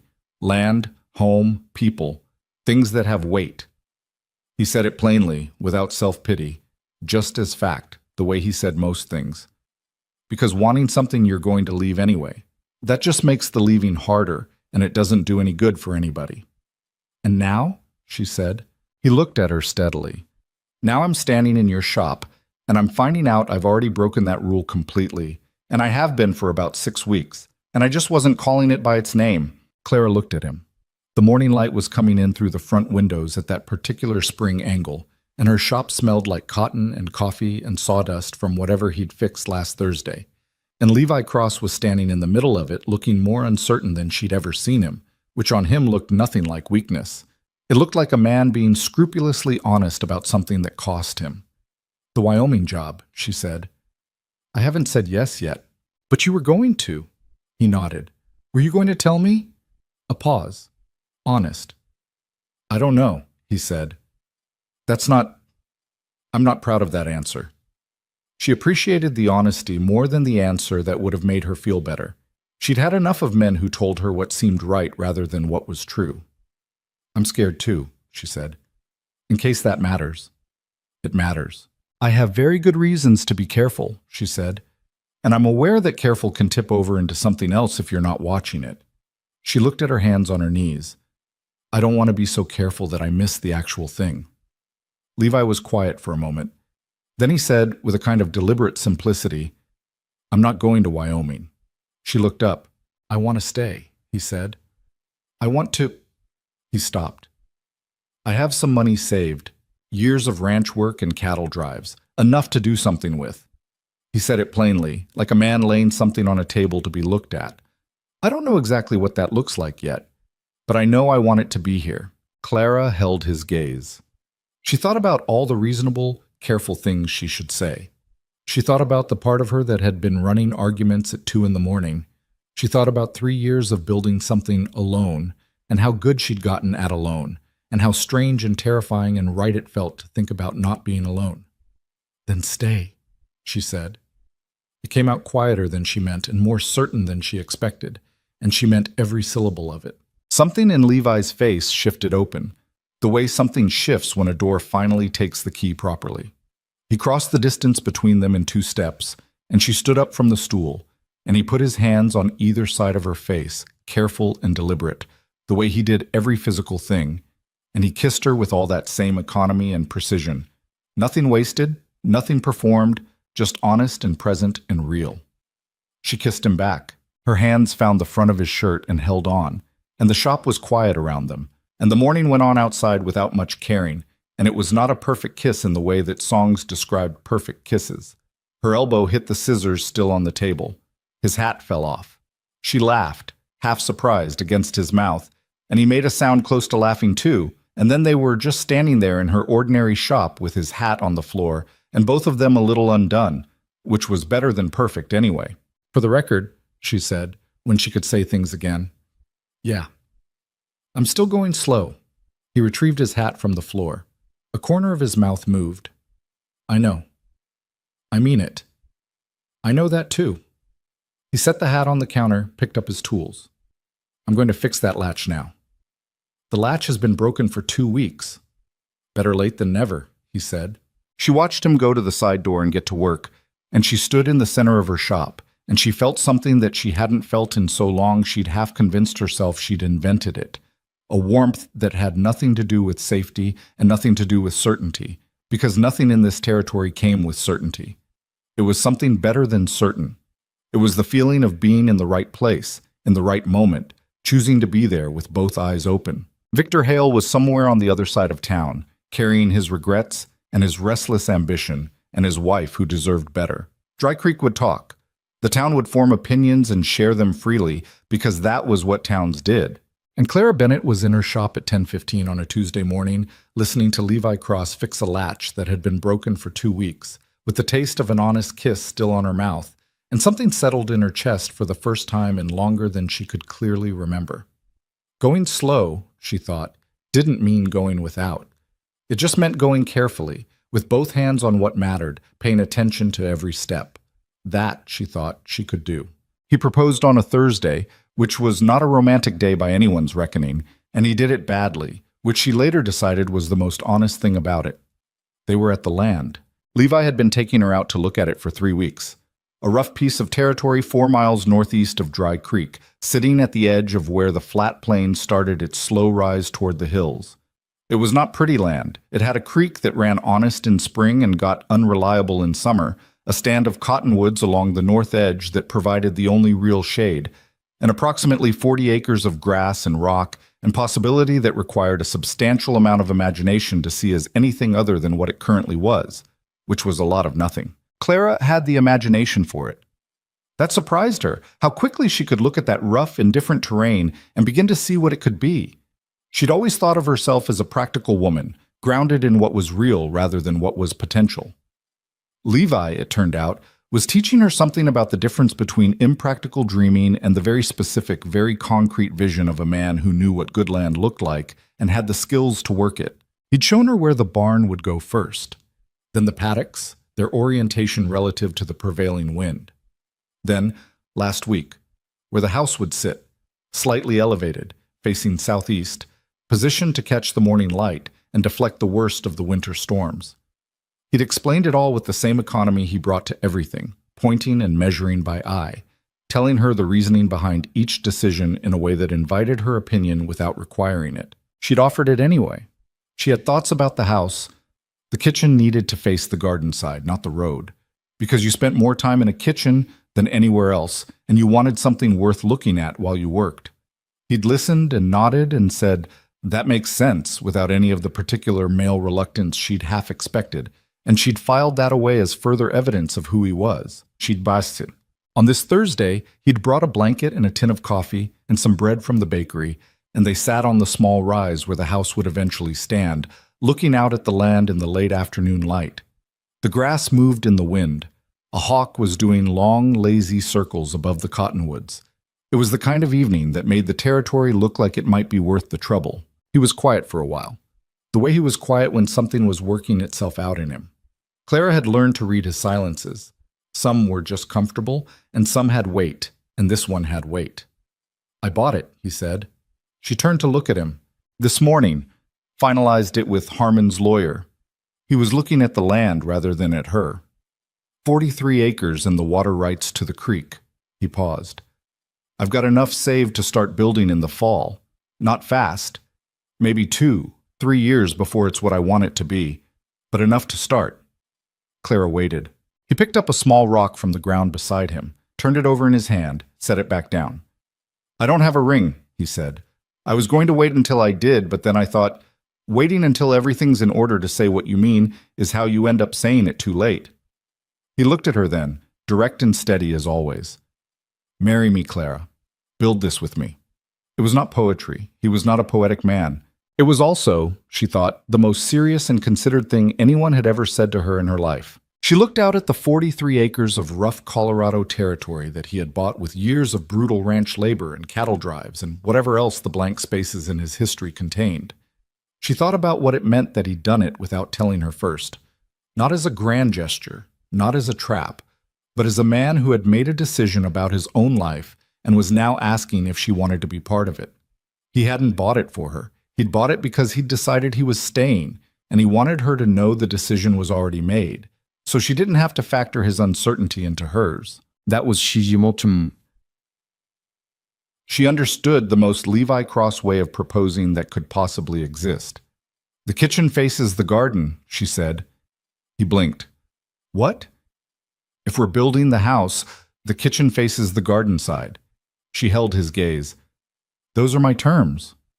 Something moved through his face, the slow opening of something carefully held. "That's your answer?" "The kitchen faces the garden," she said again. "And I want a porch that wraps around the south side. And I'm not giving up the shop." "I wouldn't ask you to give up the shop." "I know you wouldn't. I'm saying it anyway." She took a breath. "Yes, Levi, yes, I'll marry you." He didn't whoop or grab her or make any of the theatrical demonstrations she'd seen other men make at moments like this. He reached over and took her hand and held it, and they sat on the rise above their land in the Thursday afternoon light, and that was enough. That was, she thought, exactly enough. They were married 6 weeks later at the Dry Creek Courthouse, with Ruth as witness and James Alderman as the second because the law required 2, and Ruth cried the entire time while insisting she wasn't crying. And old Mr. Pruitt showed up uninvited and stood at the back with his hat in his hands and left without saying a word to anyone, which was somehow more moving than if he'd made a speech. Victor was not there. He and Eleanor had left Dry Creek the week before, quietly, without ceremony, the business ventures that had brought him there having apparently not materialized the way he'd planned. Clara heard it from Ruth, who'd heard it from the bank, and she sat with the news for a moment and found it produced almost nothing in her. Not satisfaction, not sorrow, just a quiet, complete sense of an ending. She had other things to think about. Building a ranch, as it turned out, was not a romantic undertaking. This was something Clara grasped fully and completely in the first week of actual construction, when she came out to the land on a Saturday with every intention of being useful and discovered that being useful meant moving rocks, an enormous quantity of rocks. The territory was full of them, buried just beneath the surface in the places they needed to break ground, and they needed to come up before anything else could happen. She moved rocks in her work dress, with her sleeves rolled up, while Levi and two men he'd hired from Harmon's worked on the barn framing, and by the end of the day her hands were blistered and her back ached in a way she hadn't known a back could ache, and she was filthy in a manner that would have horrified her 2 years ago. She came back the next Saturday, and the one after that. She kept the shop running through the week. She had to. They needed the income while the ranch was being built, and came out on Saturdays and any weekday she could manage, and gradually she developed a different relationship with her own body. She'd always been capable with her hands, precise with needlework, but this was different. This was the discovery that she was stronger than she'd thought, more durable, more adaptable. The blisters calloused over. Her arms grew actual muscle. She stopped being horrified by the dirt. Levi watched this transformation without comment, which she appreciated. He didn't make a thing of it, didn't praise her effusively the way she suspected some men would have, as if she were a child learning to walk. He just worked beside her and treated her as competent and handed her things when she needed them and asked her opinion on decisions that were hers to make. "The root cellar," he said one evening in September, studying a rough drawing he'd made of the planned layout. "Under the kitchen or separate?" "Under," she said immediately. "You don't want to be outside in a February blizzard to get to your root cellar." He nodded and made a mark on the drawing. "I was thinking the same thing, but you'd have to cut through the kitchen floor." "Worth it," she said. "Agreed." He made another mark. "What about a second bedroom upstairs? We could—" He stopped himself, looked at her. She held his gaze. "Yes," she said. "A second bedroom." He didn't say anything else about it. He made the mark on the drawing, but something in the set of his shoulders shifted, settled. The first real crisis came in October. They'd had the barn up for 6 weeks and were midway through the house framing when a man named Cole Driscoll and 2 others rode onto the property on a Wednesday morning. Clara was at the shop. Levi was working alone that day. His hired men were in town, when Driscoll came through the gate on his horse and told him, with the particular confidence of a man who was used to being believed, that there was a dispute about the water rights on the creek, that his family had prior claim, that Levi's deed was probably not worth the paper it was written on. Levi told Clara about it that evening, sitting at the kitchen table in their temporary lodgings. They were still at the boarding house in town. The ranch house wasn't livable yet. And he told it the same way he told everything, plainly, with the details in order. "Is it true?" she said. "About the water rights?" "No," he said. "Harmon's lawyer checked it 3 times before I signed. The rights are clean." He paused. "But Driscoll's got money, and he's got patience, and he knows that a lawsuit, even a losing one, can tie up a small operation for years." "What does he want?" He didn't say, which means he wants something he didn't want to name yet. Levi was turning his coffee cup in his hands. "He'll be back." "What do we do?" He looked up. She noticed that we had entered his vocabulary completely by now, without effort or emphasis. "I'm going to talk to Harmon's lawyer tomorrow," he said, "and I'm going to get everything in writing, documented, witnessed, airtight. And then if Driscoll pushes, we push back legally, and we don't blink. That's going to cost money." "Yes." She thought about the shop accounts, the savings she'd built carefully over 3 years. She thought about what they'd committed to the ranch already. She thought about whether being scared about money was the same as making a decision based on fear, and decided it was not. "I have some savings," she said, "from the shop. We can cover the legal costs." Levi shook his head. "That's your—" "Ours," she said. "That's ours. That's what marriage means, Levi. The money is ours." He looked at her for a long moment. She could see him working through something, some old habitual resistance to letting another person carry part of a weight. It was a different version of the same thing she'd had to work through herself. The instinct developed by people who'd been alone too long, to refuse help because needing help once meant needing it always. "All right," he said. "Ours." Driscoll came back twice more over the following month. Levi met him at the gate both times, listened to what he said, responded with the specific legal language Harmon's lawyer had given him, and did not raise his voice or his fists either time. Driscoll was, Clara thought, the kind of man who was accustomed to people showing fear or anger, and Levi gave him neither, which appeared to confuse him greatly. The third time, Clara was there. She'd come out early that morning, and she was on the property when Driscoll arrived, this time with 3 men instead of 2, which was a specific choice about intimidation that she recognized immediately. Levi was at the paddock fence. He didn't move toward the gate when Driscoll came through.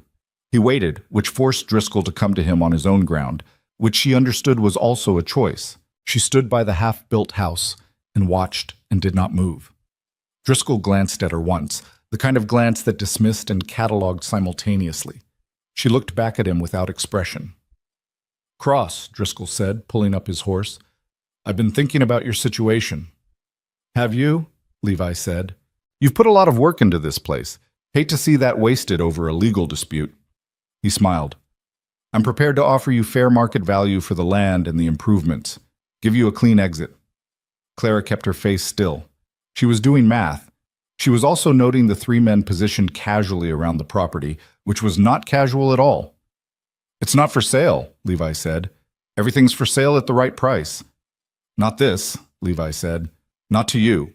Driscoll's smile went a different direction. "You're making this hard." "I'm making it clear," Levi said, "which is different." He tilted his head slightly. "Mr. Driscoll, I've spoken with 3 lawyers. I filed documentation with the county seat. My water rights are on record in 2 jurisdictions." He said it the way he said everything, evenly, without heat. "You can file a suit if you want. You'll lose it and you'll spend more than the land's worth doing it, or you can decide your time's better spent somewhere else." He paused. "I'm hoping for the second one." A long silence. One of the 3 men shifted his horse, and Clara watched Levi register it in his peripheral vision without looking at it directly. "This isn't over," Driscoll said. "I know," Levi said, "but today it is." Driscoll pulled his horse around and left, and his men went with him, and the property was quiet again. Clara walked to the fence. Levi was still watching the gate. His hands, she noticed, were completely steady. "You were scared," she said. Not a question. He looked at her. "Course I was." "You didn't look it." Being scared and showing it are 2 different choices. He turned back to the fence, leaned on it. He's going to think about it for a few weeks and decide whether it's worth the trouble. And if he decides it is, then we fight him in court, and we win. He said it without bravado, just as the next item in a list of things that needed doing.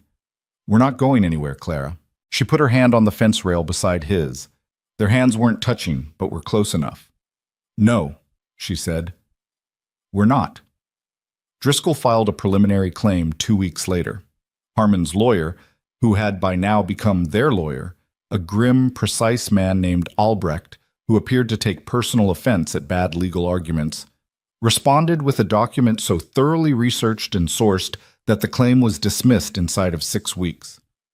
They never heard from Cole Driscoll again. The house was livable by December, which was its own kind of miracle, given that livable was a generous word for 2 rooms and a half-finished kitchen and a fireplace that smoked if the wind was from the south. They moved in anyway because the boarding house was costing money they could spend elsewhere, and because there was something that needed to happen, Clara thought, between a person and a place. Something that required you to actually be in it, through the hard parts before it became yours in the way that mattered. The first night was very cold. The fireplace smoked. There was a sound in the wall that turned out to be a family of mice who had arrived first and had opinions about the new residents. Clara lay in the dark in the one finished bedroom and listened to the unfamiliar sounds of a house that wasn't yet settled into itself. And she thought about the boarding house's predictable warmth. And she thought about her mother's house where she'd grown up. And she thought about the small room above the shop where she'd lived for 3 years before this. "Are you awake?" Levi said. "Yes. It's the mice." "I know." A pause. "We'll get a cat." "We should have gotten a cat before we moved in." "Hindsight," he said. She laughed.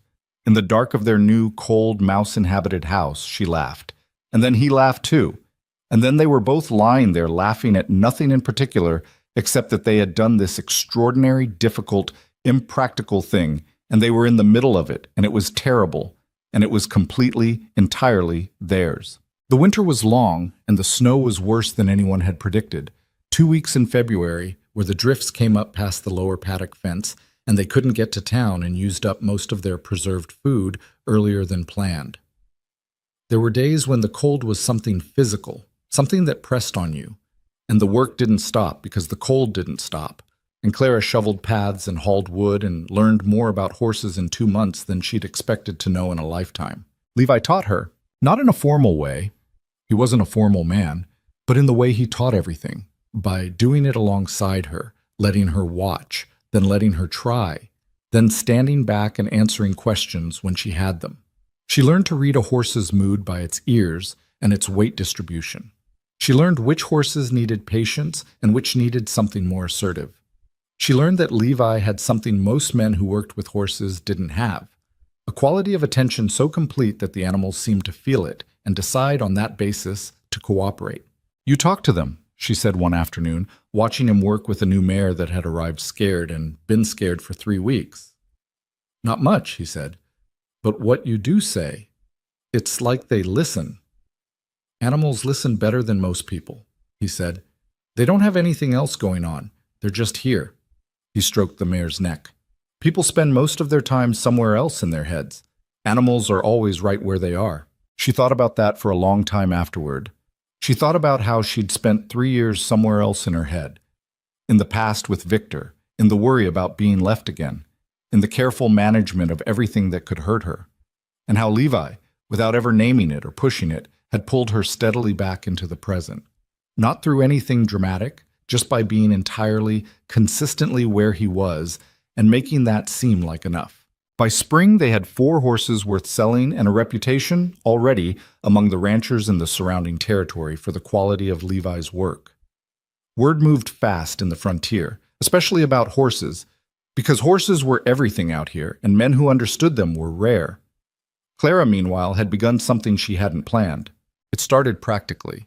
She'd always kept careful written records of the shop accounts, and she'd transferred that habit to the ranch, keeping meticulous notes on what worked and what didn't, the costs and the returns, the management decisions and their outcomes. But somewhere in the winter months, when the days were short and the evenings were long, she'd started writing other things in those same notebooks. The story of the land, the story of the 2 people building something on it, small observations, conversations, moments she didn't want to lose. She didn't tell Levi for a while. She wasn't sure yet what it was. She found out on a night in late March when he came in from the barn earlier than usual because the cold had broken and he wanted to celebrate this with coffee and something Ruth had sent out from town that was theoretically a cake, and she'd left one of the notebooks open on the kitchen table.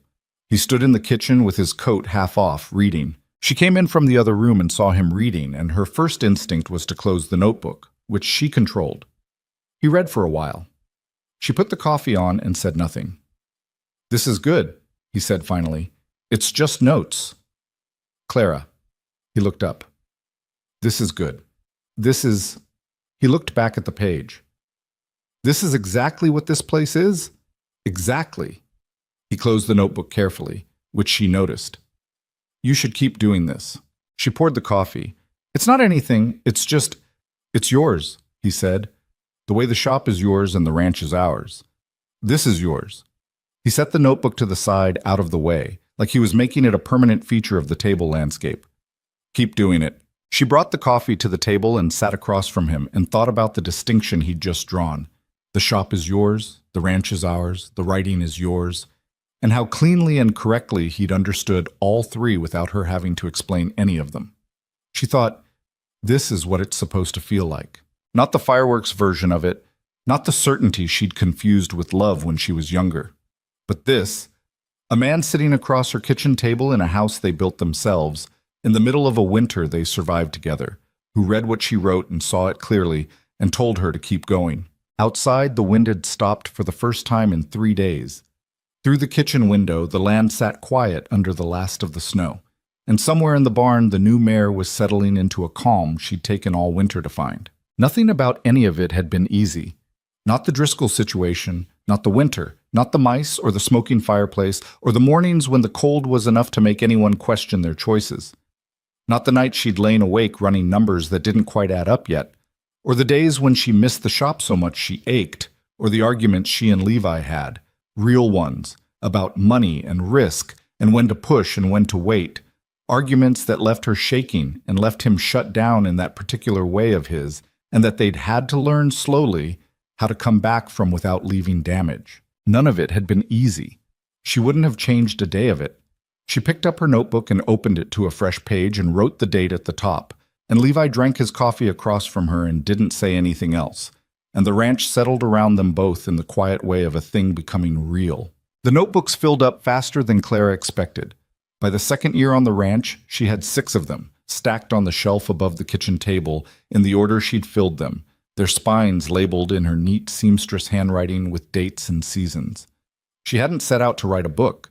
She'd set out to remember things, which is a different intention that sometimes ends up in the same place. What she was remembering and recording and slowly shaping into something larger than daily notes was the territory itself.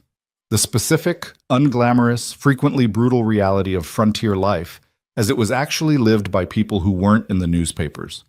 Not heroes, not outlaws.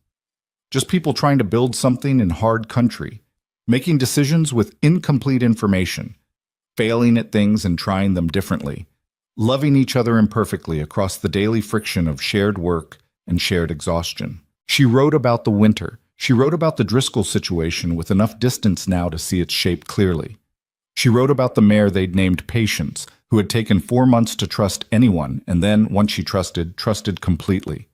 She wrote about Ruth, who had come out to the ranch every Sunday for 2 years with food and opinions, and who had once, memorably, gotten into a 40-minute argument with Levi about the correct way to mend a fence post that had ended with both of them being right about different aspects of the same problem.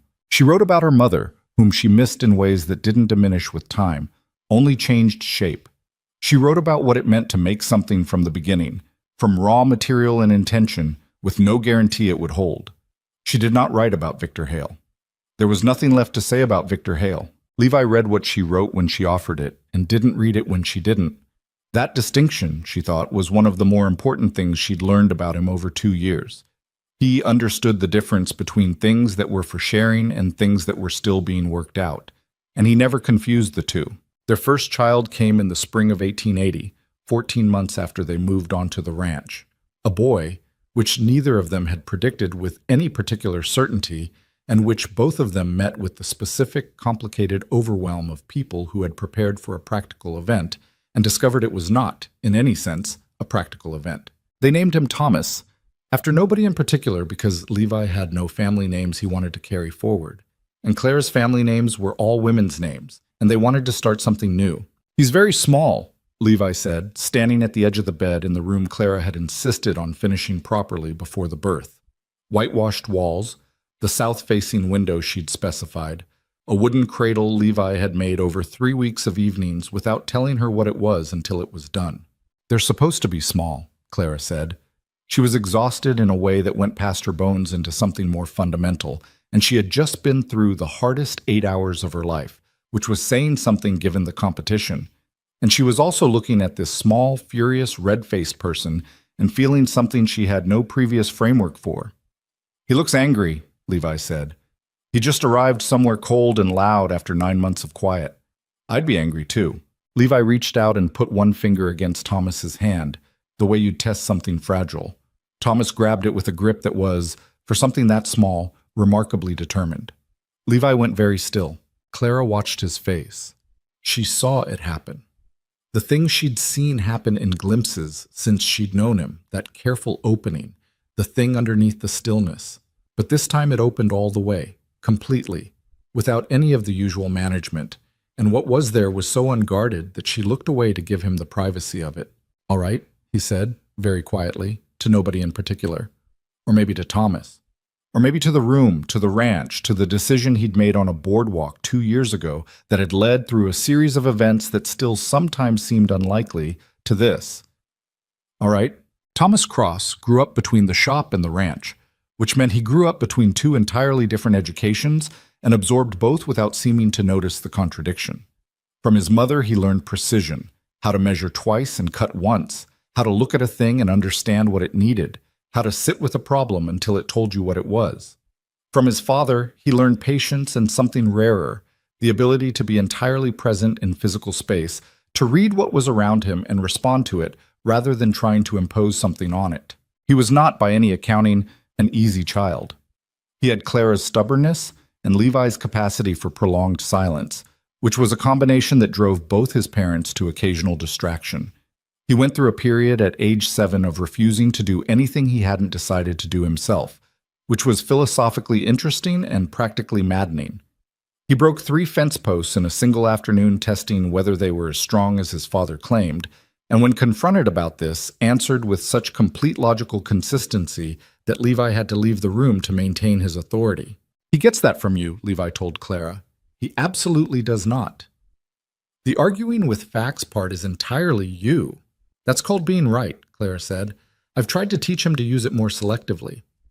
It's not taking." Their daughter arrived 3 years after Thomas, and was a different species entirely. Quieter, watchful, interested in everything but vocal about nothing until she had something specific to say, and then precise to a degree that was occasionally unsettling in a 5-year-old. They named her May, and she attached herself to the horses at an age when most children were still figuring out that horses were large, and spent more of her childhood in the barn than in the house, which Levi considered a perfectly reasonable life choice. The ranch had grown, not explosively. Nothing in frontier territory grew explosively unless you were willing to do things Levi wasn't willing to do, and the list of things Levi Cross wasn't willing to do was specific and firm and had not changed since Clara had known him. He wouldn't cut corners on the animals. He wouldn't overextend for the sake of looking larger than he was. He wouldn't sell a horse he didn't believe in to someone who'd trust his word on it. These were not profitable constraints, strictly speaking, but they built something that money alone didn't buy. A reputation so solid it had become, in the surrounding territory, simply a fact. Cross Ranch horses. People said it the way they said certain things that had stopped needing explanation. Clara's shop in town was still hers. She'd hired a girl named Josephine 2 years after Thomas was born, 17, from a family outside of town, with natural ability and a willingness to learn that reminded Clara unsettlingly of herself at that age. She'd spent a year teaching Josephine everything she knew, and then gradually, carefully, transferred the daily operation while keeping the creative decisions and the accounts in her own hands. It was not what she'd planned when she'd opened that shop at 26 with her mother's saved money and her own stubborn refusal to be finished.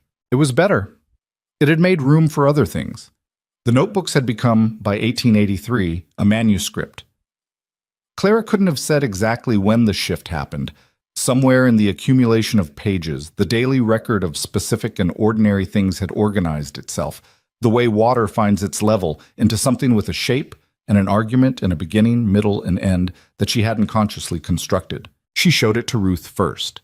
This was partly because Ruth had been present for most of it, and partly because Ruth's judgment, under all the noise, was something Clara had come to trust completely.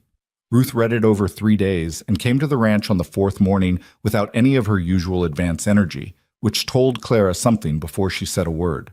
"It's very good," Ruth said, sitting at the kitchen table with her hands wrapped around her coffee cup and her face doing something complicated. "What's wrong with it?" Clara said. "Nothing is wrong with it." Ruth looked up. "That's the thing. Clara, this is real. This is the actual thing people out here are living, and nobody's writing it down like this. Not the newspaper version, not the adventure version, the actual version." She paused. "What are you going to do with it?" Clara had been thinking about this for several months. She'd written 2 letters, one to a publisher in Denver and one to a printing house in Kansas City that had published a collection of territorial writing 2 years ago. Both letters were in her desk drawer, finished and not yet sent. "I don't know yet," she said. "Send the letters," Ruth said. "You don't know about the letters." "I know you," Ruth said. "You've written letters. Send them." Clara sent them the following week. She then spent approximately 6 weeks pretending she had not sent them, which was easy to do because the ranch provided abundant distraction. A difficult foaling season, a stretch of late spring storms that took down part of the north paddock fence. Thomas's ongoing campaign to be allowed to accompany his father on the longer rides, which he was 6 and therefore not going to win, though he was making a respectable effort. The letter from the Kansas City printing house arrived on a Tuesday. Clara read it at the kitchen table before Levi came in from the barn. She read it twice. Then she folded it and put it on the table and looked at it for a while. Levi came in, read her face, said nothing, poured coffee, sat down. She slid the letter across to him. He read it. He read it again. She could tell by the pause at the end. They want to publish it, he said. They want to discuss publishing it. There's a difference. Not much of one. He set the letter down. He looked at her with that particular expression she'd learned over 5 years, the one that was not quite a smile, but lived in the same neighborhood. Clara, it might not go anywhere. It might. It's just one letter from one printing house. It's a printing house that wants to discuss publishing something you wrote. He pushed the letter back across to her. That's not nothing. She looked at the letter. She thought about the woman who had painted the letters on a shop sign 6 years ago, with her hands not quite steady, and whether that woman would have believed this moment was in the same lifetime. I'm scared, she said. I know. What if it's not actually good? What if Ruth was being kind, and I've been... Ruth is not kind when it costs her honesty, Levi said. You know that. She did know that. What if people here read it and what? Know what their own lives look like? He leaned back in his chair. You wrote the truth of what this is out here. If people can't stand to look at it, that's their problem, not yours. She folded the letter carefully and put it in the pocket of her apron. I'm going to write back, she said. I know you are. Don't be smug about it. I'm not smug. I'm right, which is different. A pause. You told me that. She looked at him across the kitchen table. This man, this still and steady and occasionally insufferable man, with the gray starting at his temples now, 5 years of ranch work written in the specific way his hands rested and his back held itself. Thomas's dark eyes looking back at her from his face. She thought about a boardwalk in 1878 and a stranger stepping beside her. And sorry I'm late, sweetheart said to someone he'd never spoken to in his life. She thought about all the ways that moment could have gone differently. If she'd gone back inside, if he'd walked past on the other side of the street, if Victor's coach had arrived an hour earlier or later, the whole terrifying, ordinary, accidental architecture of how a life actually assembles itself, nothing like the clean narratives people told afterward. She wrote to Kansas City. The negotiation took 4 months because the printing house wanted changes she refused to make, and she was, as Levi had observed on multiple occasions, not easy to move when she'd decided something. They met in the middle, which is where most real agreements land, and in the spring of 1884 the first copies arrived at Dry Creek's general store in a wooden crate that Clara opened with her hands not quite steady, exactly the way she'd once painted letters on a sign. The book was called Hard Country, Stories of the Colorado Territory. Her name was on the cover, Clara Cross, which was still a slightly strange thing to see, 5 years in. She gave the first copy to Ruth, who cried, which she did increasingly often as she got older and cared less about pretending she didn't. She gave the second copy to Levi, who put it on the shelf above the kitchen table next to the notebooks, which was exactly the right place for it. She kept the third copy for Thomas and May, for when they were old enough to understand what it meant. The book moved through the territory the way things moved then. Slowly at first, by word of mouth, through the particular network of people who passed things to each other across distances, because distance was something everyone in the territory understood. By summer, the general store had reordered twice. By fall, a Denver newspaper had run a notice about it, calling it an honest accounting of frontier life told without sentiment or pretension, which was the review Clara liked best because it was accurate. It did not make her famous. She was not particularly interested in famous. What it did was open something, a correspondence with other writers, an invitation to contribute pieces to a territorial newspaper, a sense of a thing she'd always had, but never quite aimed that now had a direction. Victor Hale's name reached Dry Creek again in 1885, not because he returned, but because news has a way of traveling the same routes as letters. A man named Garrett, who had done business with Victor in Denver, mentioned his name in passing to Tom Carver at the saloon, who mentioned it to Ruth, who came to Clara with the information and the look of someone uncertain whether to deliver it. Tell me, Clara said. His business failed, Ruth said. The investment operation he was running, there was a dispute, apparently a legal one, and it went badly. He lost most of it. She paused. Eleanor left him, went back to her family in St. Louis. Clara sat with this. She tried to examine what she felt and found it was quieter than she expected. Not satisfaction. That would have required more leftover anger than she actually had. Not sorrow exactly, though there was something in the category of sorrow in it. More like the feeling you get when you hear that a storm you once lived through has struck somewhere else. A recognition of the damage weather does, and a memory of how it felt, and a quiet, complicated gratitude for the distance. "He'll be all right," she said. "He's adaptable when he has to be." Ruth raised her eyebrows. "That's generous." "It's honest," Clara said. "Generous would be feeling bad about it. I mostly just feel done." She looked at her hands. "I've been done for a while. I think this is just the last piece confirming it." Ruth looked at her for a long moment. "You know, when he first came back, when his coach pulled up on that boardwalk and I saw your face, I was genuinely scared for you." "So was I," Clara said. "And then this man I didn't know stepped out of nowhere and said something ridiculous, and your face changed, and I thought—" Ruth shook her head, smiling at her own memory. "I thought, well, that's either going to be wonderful or a disaster." "There were days it was both," Clara said. "That's all the best things," Ruth said. "All of them." Levi was 41 that fall, and Clara was 37, and the ranch was 7 years old, which meant it had survived long enough to have a history. Thomas was 9 and building things. Always building things, constantly. Anything he could get materials for, with a focused intensity that suggested an engineering mind and an ability to tolerate repetitive physical work that was entirely his father's.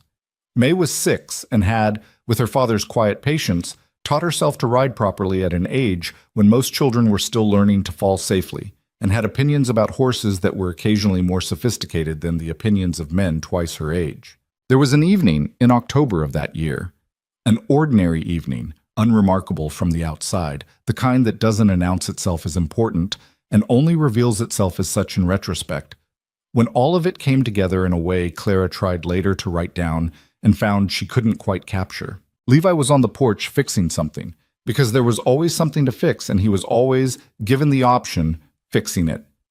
Thomas was inside at the kitchen table doing the arithmetic homework that he resented but did, because Clara had made education non-negotiable in a way that Thomas had learned, after 2 years of testing it, was genuinely non-negotiable.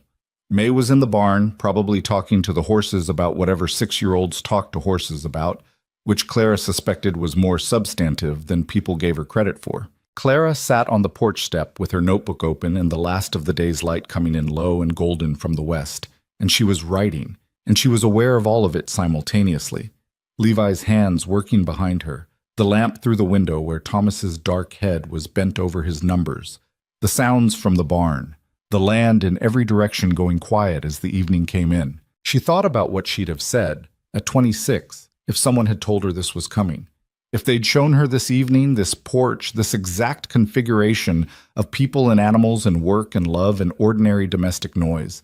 She thought she probably wouldn't have believed it, not because it was too good, but because it was too specific, too particular, too much like the real thing in a way that dreams generally are not. "What are you writing?" Levi said. She looked at the page. She'd been writing about Thomas's arithmetic resentment and May's horse conversations, and the way the evening light did what it was doing right now, and about the strange arithmetic of how a life added up to something you couldn't have predicted from any of its individual components. "Everything," she said. He came and sat beside her on the step, which was a thing he did sometimes at the end of the day. Just sat, close enough that their shoulders were touching, not talking, just present. He smelled like horses and wood smoke and whatever work he'd been doing, and she was so accustomed to that smell after 7 years that it had become simply the smell of being home. "I was thinking," he said. "About what?" "About that horse we bought in August, the gray." He was looking out at the land.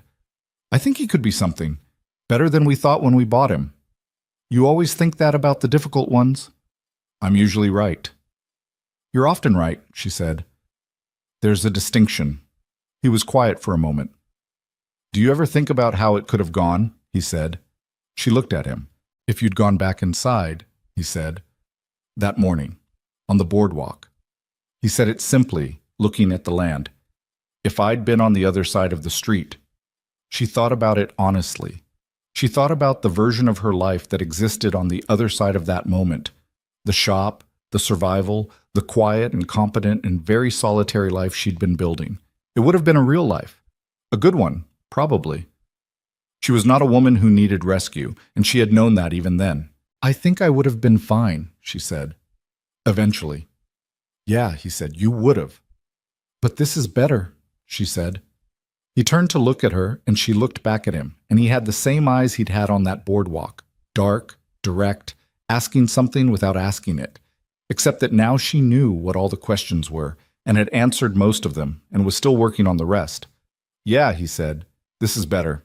Inside, Thomas made a sound of pure mathematical frustration and shoved back from the table, and Clara called through the window without turning around. "Sit back down," and heard after a pause the sound of the chair returning to the table. Levi made a sound that was not quite a laugh. "He gets that from you," Clara said. "The frustration. He gets the logic from you. The frustration is just math. You're not as funny as you think you are." "I'm exactly as funny as I think I am," Levi said. She leaned her shoulder against his and wrote the date at the top of a fresh page and looked out at the land they'd built from nothing. The paddocks, the barn, the cottonwoods along the north edge that she'd learned to love for their particular sound in the wind. The acres of Colorado territory that had tried to defeat them in several creative ways and had not quite managed it. 43 acres, a water right, and a starting point. That was what he'd had when he'd said, "Build this with me" on a Thursday afternoon, without poetry or a ring. That was the raw material. What was here now? The working ranch, the family, the books on the shelf, the reputation that had traveled further than either of them had planned, the life that looked nothing like what either of them would have drawn if asked to plan it. All of that had come out of work and stubbornness and a very large number of days when neither of them felt like continuing and continued anyway. That was, Clara thought, probably the only honest lesson in any of it. Not that love conquered things, because love alone conquered nothing. Love was just the reason you picked up the shovel again. Not that good people were rewarded, because the frontier didn't work on reward systems, and neither did life. Just that you could start from almost nothing, with a person you were still learning, on ground that was still uncertain, and build something real if you were willing to stay in it through the parts that weren't working yet. She wrote it down, not in those words. The words she found were better, more specific, more honest, drawn from the particular and the concrete the way all true things were. She wrote about the cottonwoods and the gray horse and Thomas's arithmetic and the way Levi's shoulder felt against hers after 7 years of shoulders touching.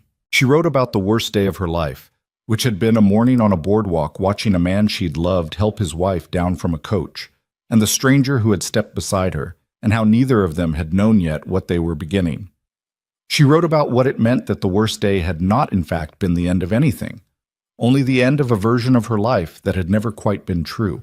Outside, the Colorado evening came down full and dark and cold and enormous, the way evenings came out here, without ceremony, without apology, simply arriving and filling everything.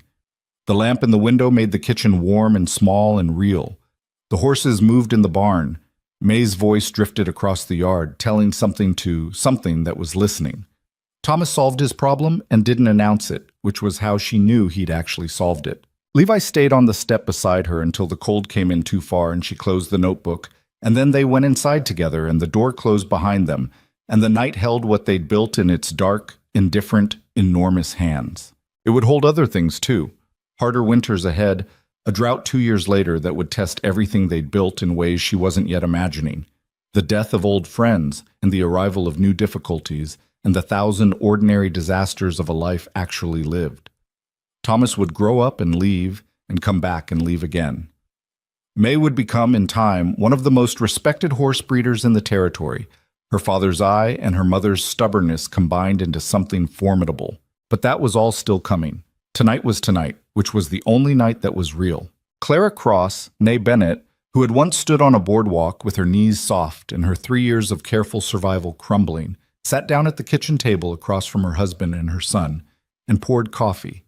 And Thomas showed her his arithmetic, and Levi found something to fix near the stove, and May came in from the barn smelling like horses and sat down and said, with the calm certainty of a 6-year-old who had decided something, "The gray horse is sad.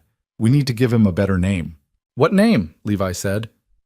May considered this with her father's seriousness.